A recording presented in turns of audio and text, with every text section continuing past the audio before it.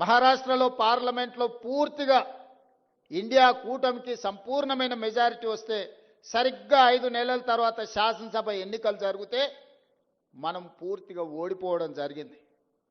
ఎందుకు ఓడిపోయినామని విశ్లేషిస్తే 1 కోటి ఓట్లు మహారాష్ట్రలో కొత్తగా చేరినాయి 4 నెలల్లో.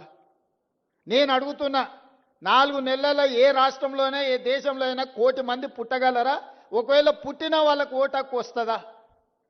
కానీ మహారాష్ట్రలో ఎన్నికల కమిషన్ 4 నెలల్లో 1 కోటి కొత్త ఓట్లను నమోదు చేసి ప్రజా అభిప్రాయాన్ని దెబ్బతీసి ప్రజా అభిప్రాయాన్ని తుంగలో తొక్కి భారత రాజ్యాంగాన్ని అపహాస్యం పాలు చేసి ఏ మహారాష్ట్ర నుంచి డాక్టర్ బాబాసాహెబ్ అంబేద్కర్ గారు వచ్చిండ్రో, ఏ డాక్టర్ బాబాసాహెబ్ అంబేద్కర్ గారు మనకు రాజ్యాంగాన్ని ఇచ్చిండ్రో ఆ రాజ్యాంగాన్ని అపహాస్యం చేసుకుంటూ మహారాష్ట్రలో పార్లమెంట్ ఎన్నికల నుంచి అసెంబ్లీ ఎన్నికల లోపల 1 కోటి కొత్త ఓట్లు నమోదైనాయి.